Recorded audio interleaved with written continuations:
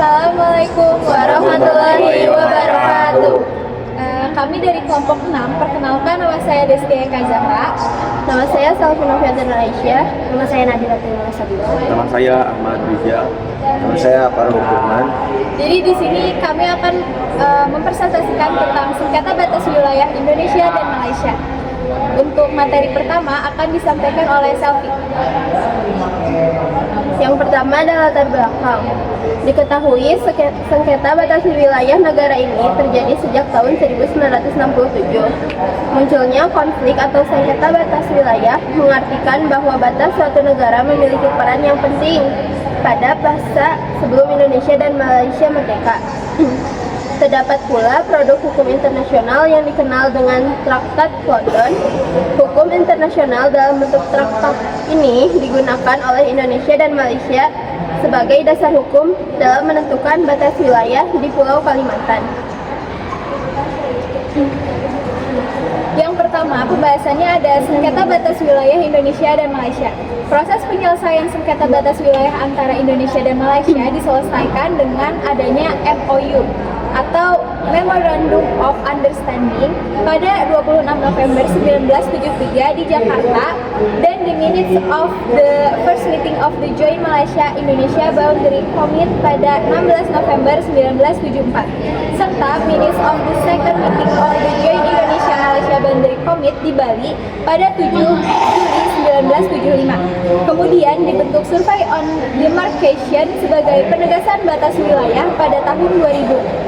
Hal ini adalah tindak lanjut dari kesepakatan perjanjian pada tahun 1975 yang dilakukan oleh Malaysia dan Indonesia.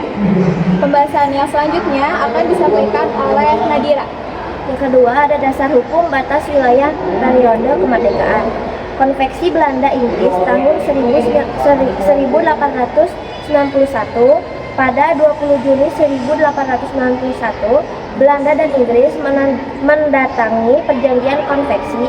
Konvensi ini mengatur banyak hal yang menyangkut penentuan batas wilayah, seperti penentuan watershed dan hal-hal lain yang menyangkut kasus sengketa wilayah.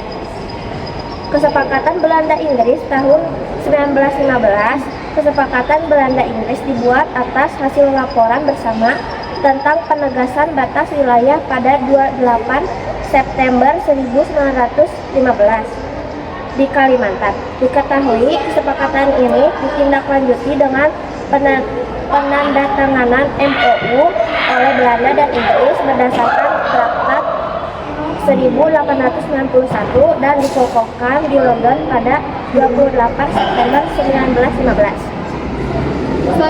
Materi selanjutnya akan disampaikan oleh Ijal. Konvensi Belanda Inggris tahun 1928. Pada 28 Maret 1928, Belanda dan Inggris menandatangani kesepakatan ini di Den Haag. Namun, kemudian diratifikasi oleh kedua negara pada 6 Agustus 1930.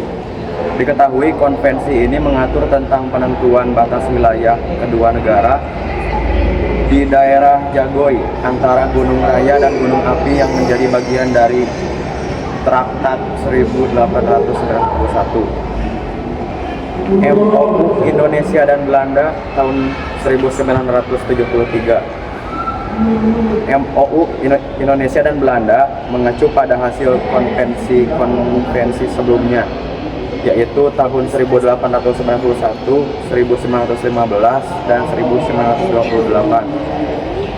Kesepakatan ini berisi tentang penyelenggaraan survei dan penegasan batas wilayah antara Indonesia dan Malaysia yang terdiri dari organisasi The Joint Technical Committee, penentuan area prioritas, prosedur survei, tahapan pelaksanaan, pembiayaan, dukungan satuan pengamanan, logistik dan komunikasi, keimigrasian, dan ketentuan bea dan cukai.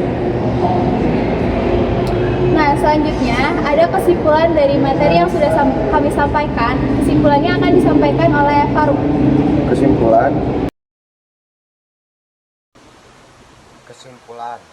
pada 27 Oktober 1969 ditandatangani perjanjian kapal batas landas kontinen Indonesia-Malaysia yang menyatakan bahwa Blok Ambalat adalah milik Indonesia.